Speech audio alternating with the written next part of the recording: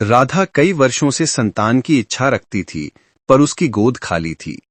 उसकी सास सावित्री रोज उसे ताने देती, लेकिन राधा हर दिन माता दुर्गा के मंदिर जाकर संतान के लिए प्रार्थना करती। एक रात जब राधा का मन सबसे कमजोर था, उसे एक दिव्य स्वप्न मिला जिसने उसकी दुनिया बदल दी। राधा, मैं तुम्हारी भक्ति से प्रसन्न हूँ। बहुत जल्द तुम्हारी गोद में एक सुंदर बालक खेलेगा, जिसे तुमने वर्षों से बुलाया है। वो तुम तक अवश्य आएगा।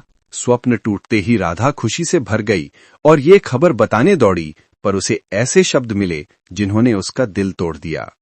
राधा, अपने मायके वालों को बता देना कि हम सुरेश की दूसरी शादी करने वाले हैं। तू इस घर को चिराग दे ही नहीं सकती।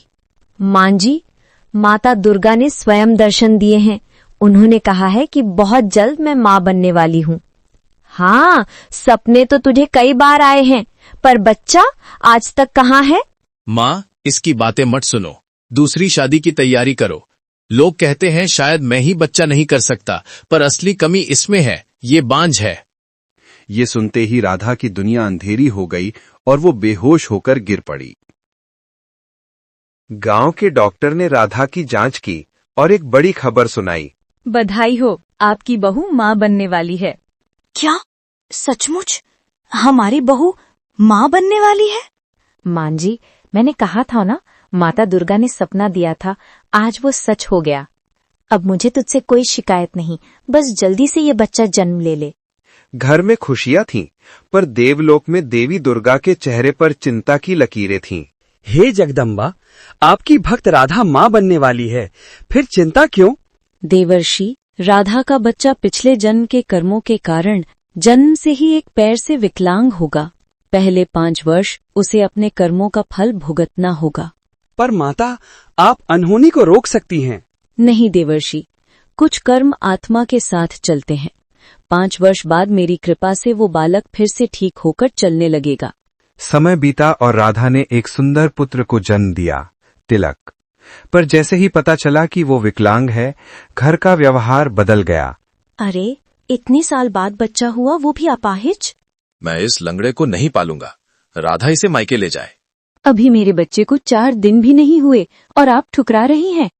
ठीक है, मैं इसे खुद पालूंगी। राधा अपने नवजात को लेकर रोती हुई मायके चली गई। उसकी असली परीक्षा अब शुरू हुई। राधा मजदूरी करके तिलक को पालती, रोज मंदिर ले जाती।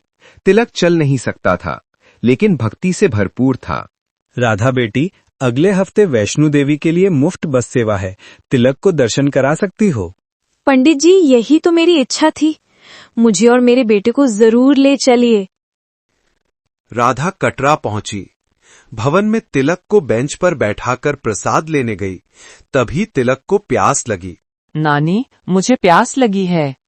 नानी पानी लेने गई, लेकिन लौटकर देखा तो तिलक गायब था। हे वैष्णो माता, मेरा बच्चा कहाँ गया? वो तो चल भी नहीं सकता। राधा दरबार में पहुंची। कीर्तन चल रहा था। एक छोटा बच्चा लाल चुनरी ओढ़े नृत्य कर रहा था। वो तिलक था। उसके पैर ठीक हो चुके थे। हे माँ, आपने मेरी बेटी को ठीक कर दिया। मेरा तिलक चल रहा है। चमत्कार के बाद जब सुरेश और उसकी मां ने राधा को बुलाना चाहा, राधा ने स्वयं निर्णय लिया। दुख की घड़ी में आपने मुझे ठुकरा दिया। अब मेरे बेटे पर आपका हक नहीं। मैं अपने तिलक को खुद पालूंगी। राधा अपने बेटे तिलक के साथ मां दुर्गा के आशीर्वाद में सुखी जीवन जीने लगी। उसकी कहानी भक्ति और शक्ति का प्रमाण बन गई। अगर आपको ये वीडियो पसंद आया तो प्लीज वीडियो को लाइक करें और चैनल को सब्सक्राइब करें।